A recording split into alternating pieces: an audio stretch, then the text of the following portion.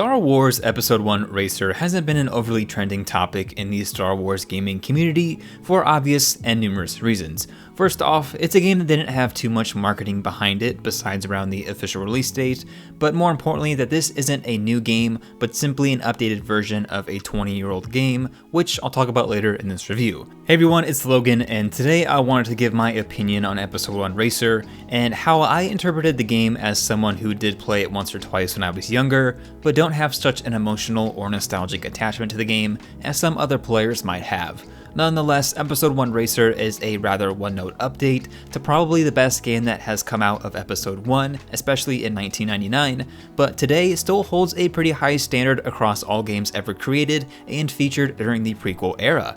Even though The Phantom Menace has had its fair share of controversy and debate among fans, I think a general consensus back in the late 90s was that this was a pretty good game, but does it hold up to today's standards?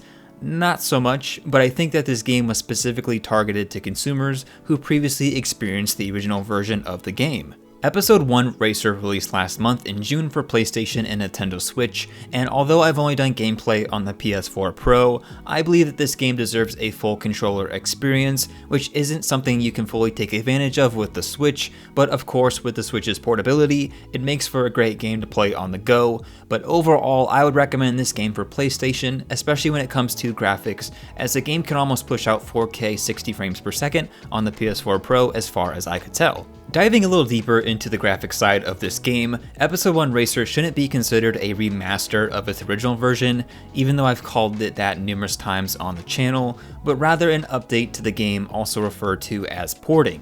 Basically, you're taking the same game but enhancing the graphics and mechanics for today's gaming standards. Does this take away from the gaming experience? Kind of. I mean, there's still a few glitches here and there, especially when it comes to the environment, but the feeling of speed is still evident in this game, almost to the point where I felt a little motion sickness at some points, but it gives a very real feeling to the game, which is what people have always liked about it. As you might have guessed, there's no actual story or campaign mode for this game, as it's just a collection of circuits, with most of them totaling 7 races per circuit.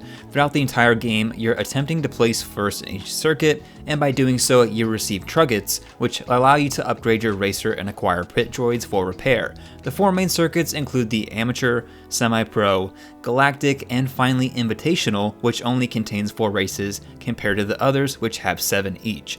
In total, there are 25 races across 8 planets, although the maps change slightly in each race, giving each map enough diversity to feel somewhat fresh throughout the entire game. Also, the inclusion of music throughout this game really gives you the full experience, immersing you into the Star Wars atmosphere and universe. In addition to upgradable parts, you also unlock new pod racers along the way, including acquiring the famous Sebulba after completing the Galactic Circuit, which oddly enough triggers the closing cutscene and credits for the game, even before attempting the Invitational Circuit. The key to this game is exploring each and every map, as some will contain crucial shortcuts or expandable areas, which will help to maintain your position in each race. Of course, flying into objects or crashing into walls will happen numerous times, but if the damage isn't too severe, you're allowed the option to repair your racer, which leads me into what I didn't like about this game. My first issue might not be that troublesome for many, but for myself, I didn't enjoy that the game doesn't tell you how to play and what the controls are from the very beginning. From the start, you're thrown into a race and are expected to figure out along the way, which resulted in myself not knowing what buttons allow you to boost and repair until almost halfway through the game. This, of course, requires more experimentation and practice on the user's end, but for a game that isn't completely straightforward besides not to crash your pod racer, a little tutorial in the first race wouldn't have been too abrupt. Even though the game offers local multiplayer and some challenges, the main part of this game is focused around the 3 main circuits, but for $15 I'm not too sure that it's a problem. There's just not a lot that will keep bringing me back to this game again and again, and I'm perfectly fine with that. For the price, I think it's worth it, especially if you can get a few afternoons of enjoyment by either reliving or experiencing this game for the first time. Also, since this game is focused around speed, I found that the game was going too fast for myself at certain points, which became a problem sometimes as I couldn't tell a wall from a turn, or when there might be a gap in the map, or just a minor glitch overall. Although there are additional racer options as well as cheat codes to either cheat your way through victory or unlock new racers, most of the time I didn't find myself needing to play as another character besides Anakin.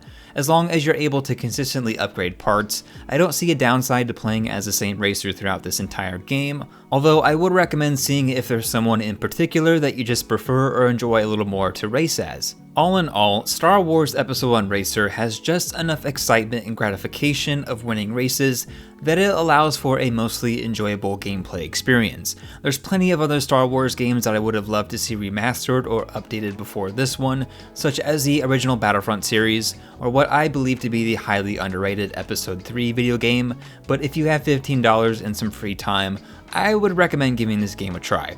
Of course, this is just my opinion, so let me know what you think about the game down below. Have you played it? Does it interest you? Or do you have no desire to play this game at all? Once again, let me know down below in the comments what you think, and as always, I hope you all have a great day. Thanks for watching this video, and I'll see you in the next one.